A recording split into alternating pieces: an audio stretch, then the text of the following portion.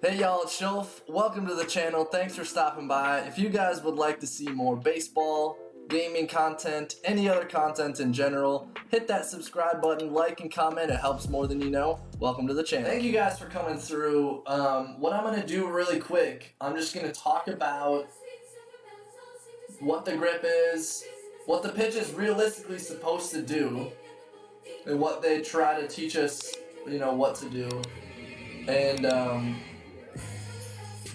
And then we can go from there. So, number one, that basically everybody throws is just a straight up four-seam fastball, okay? So just right here, regular baseball, right here, four-seam fastball, okay? And you notice how my fingers are kind of like on this, so when I rotate it through, it's gonna kind of rip it down, right? Because I want the ball to spin is like this as much as possible. Because realistically you want it to go straight, or you want the ball to kind of have like a carry effect, okay? So from my slot, I throw from like out here, okay? The ball kind of comes out like this, so my ball kind of has like it goes up like that. Sometimes it like just runs this way, but I try to get it to go up this way. Okay, and I'll explain why in a little bit.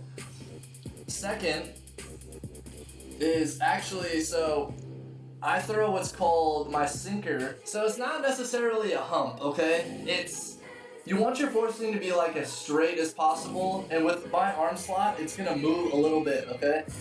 So I try to get it as straight as possible because that's something that I can use. If my four seam and my sinker do the same thing, not really a point in doing both, okay? So I try to get carry on my fastball. So the average carry rate, so like how they describe it is like how many, like they do it in inches, okay? So average carry for guys is like 13 to 15 inches, okay? So with my sink, if I'm at average carry, which I usually am at like 14, 15, if I get anything above that, that's a bonus. Guys who have high carry, so carry is like the ball has the illusion that it's like carrying on you, which obviously you can never do because you're throwing it down this way, okay? But if you throw a ball that looks like it's doing this, it's carrying up to you, guys are going to swing underneath it and pop it up. So if you see a lot of guys that get a lot of pop-outs, or the ball looks like it's going like boom, like it's just rising on them and going, guys are swinging under it, the guy probably has carry, okay? And even guys like Mike Fiers. Mike Fiers is a really good example. Guy only throws 90 miles an hour, but his ball has carry on it, so guys swing under it all the time and it blows guys, just blows them up because right underneath it, okay? Yo, what up, Fiery? Yo, that's what I'm saying. Rex Bing, guys, minor league hitter. I don't know if we might have played each other, but he was in advanced A and I was in low A. He was only in low A for a little bit this year, but guy hates carry because you swing under it all the time, right? So, like I said, from my arm slot, like being a little low, like mid 3/4, me having like average carry helps because, excuse me, I throw what's called a one seam, okay? Yo! Dorada, appreciate that follow. But I throw what's called a one seam, okay? And basically the ball's gonna come out and you're just gonna see one seam like that. And it's just a sinker, okay? It sinks, it runs, and I don't put any of my fingers on any of the laces, okay? Because I just want it to slip out. I want it to have low spin rate, so it just low, it just spins, okay? It's not gonna carry for me, it's just gonna drop.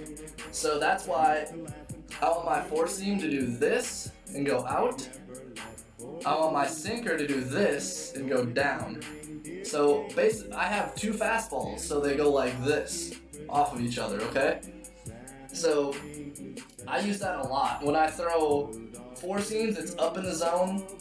Most of the time, I try for it to be up in the zone. And when I throw sinkers, I'm trying to get it low. So those both play off of my breaking balls, okay? That's why I also have 2 different breaking balls.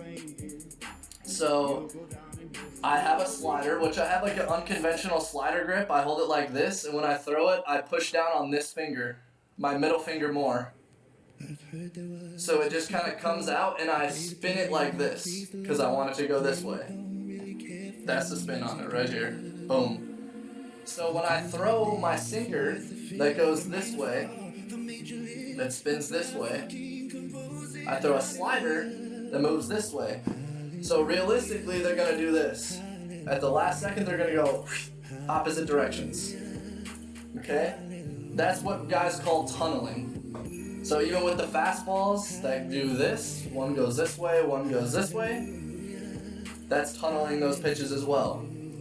Breaking balls. Guy has a sinker, he's a sinker slider guy. That's usually what I am, sinker slider guy. Their stuff does this. Yo, the boy got a hit off of me. We're not gonna talk about it. But it does this, okay?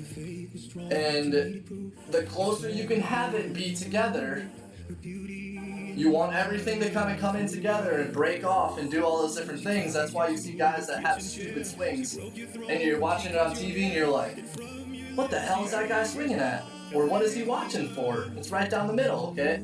Well, if they're throwing 95 plus, yo, McCormick, appreciate that follow. If they're throwing 95 plus, okay? It's like this. You gotta make a decision like this, and you can talk to Rex too. I mean, it's tough. I mean, if a guy is locating well, if he's throwing fastball in, and then he's throwing a slider off of that, or he throws a fastball outside that's doing this, and then his slider goes like that at the last second, I mean, that's why you see those guys that wave at pitches outside, or they swing at a pitch at their eyes because maybe they think it's going to be there and it carries out of the zone, or it sinks, or whatever. So keep in mind when you're watching games like that and you see a guy take a horrible swing or isn't even close to the ball, I mean, they got to make a decision. They might be guessing because they have to. You can't sit on everything because you ain't going to hit it. So Javi Baez every AB. Yeah, but and you know what? Javi Baez guesses right, and he, hits X amount of home runs. And in today's game, striking out more isn't really that big of a deal. So, if you're going to hit 40 home runs and hit 270, teams are going to take that because you're driving in runs. It's simple numbers game. On top of that, so remember I said I throw a 4-seam that's supposed to carry or kind of does this for me? So I also throw a curveball too, right? So I hold it like this. My slider was like this. It's a little unconventional. I throw it like that because it's easier for me to grip, and I rip down on it so it has that action, and it also is a little bit faster for me. So when I throw my fastball 93, 95, touching 6 and 7, and then I throw a slider that's like 86, 87, they gotta make a decision like that. And it's hard to do. So the slider realistically is my bread and butter pitch. I throw it all the time because it's not huge. It doesn't move a ton. It just looks like a fastball, dips out. So I get ground balls. I get guys that reach out and pop it up. I get a lot of guys that swing and miss at it. So it depends whether I'm starting or if I'm relieving, how much I'm using it, because if I'm relieving, I can throw it all the time because I haven't seen it. If I'm starting, I kind of got to save it because if I'm just ripping sliders, guys like Rex Bing are going to sit on that and they're just going to smack it because they're professional hitters. So back to the tunneling and my pitches and stuff. So we got 4-seam, 2-seam, slider, okay? Sinker, slider, 4-seam, curveball. So when I throw my curveball, I kind of set it early like in here, and I get on top of it so it's more up and down. It's a more depthy pitch. But from what I throw out here, just how it is, the ball kind of comes out like this, okay? It's not straight up and down, so I don't throw a 12-6, it kind of comes out that way. So it's more of like a slurvy action, but it's depthier than my slider. So I pair that with my four seam that does this. So I have another pitch that goes like this. So I got this, and I got that, okay? And then to top it all off, I throw a changeup as well. Circle change. Just try to get that in there for you. Y'all see that in there? Right in there. So basically, I have it like a two-seam grip in here, and it just kind of comes out this way. I don't put a ton of pressure on it, and just like my sinker, I don't have any fingers on the laces because I just want it to slip out. I don't want it to catch. I just want it to slip out because sinkers, changeups are very low spin rate pitches. The more that it spins, realistically, the more it's gonna carry. Okay? Is that the Tom Glavine circle change? I'm honestly not sure. I know some guys hold it this way, they hold four seam. Okay? But I like the two seam because, and I'll pull up a video in a little bit, and I'll show you like how guys get blown away or how guys make bad swings. I'm gonna bring the video up, okay? And I'm gonna show you what's going on and try to like explain the video a little bit because I also throw a changeup too, which kind of does the same thing as my sinker, but it's slower. So I throw my sinker at 92, 93, 94, my four seam 93, 94, 95. My changeup's gonna be like 84 to 87. So again, looks like a fastball, but it's not. It's all about getting people off their timing. And I know if Rex is still in here, bring back the knuckleball in honor of Phil. One of these guys right here. But it's all about getting guys off their timing and movements and different sides of the plate and location, inside, outside, all that kind of stuff. Like I could throw a fastball inside, speed a guy up, and then the next pitch, I throw a changeup that's middle away, and it's slower, and they're gonna roll it over or they're gonna swing over the top of it just because of the location and speed differential. I could also do the same thing. I could go curveball low in the dirt. I could go fastball up right after that. I could go fastball in.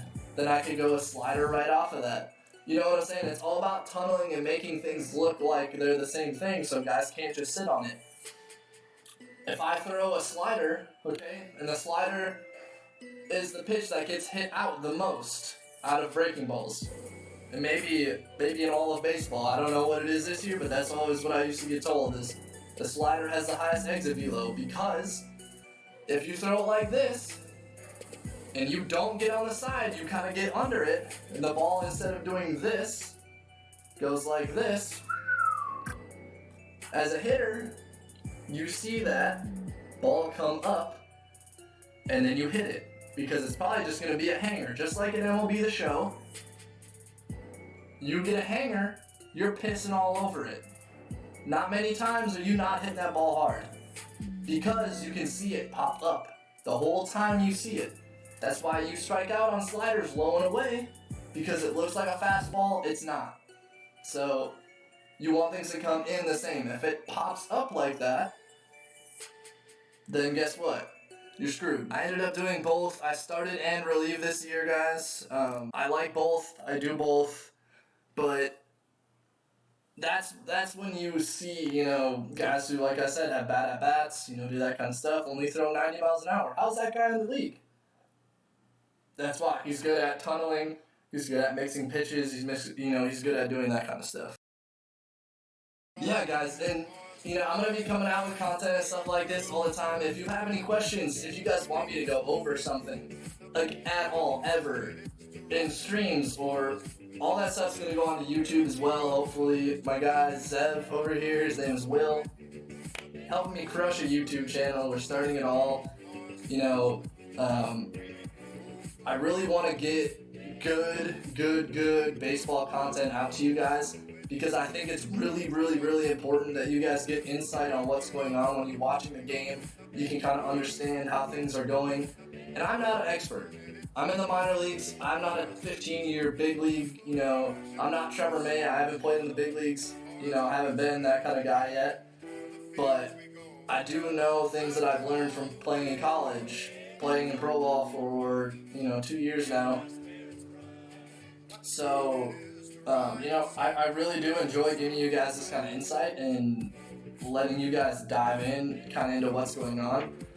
And it's really fun for me.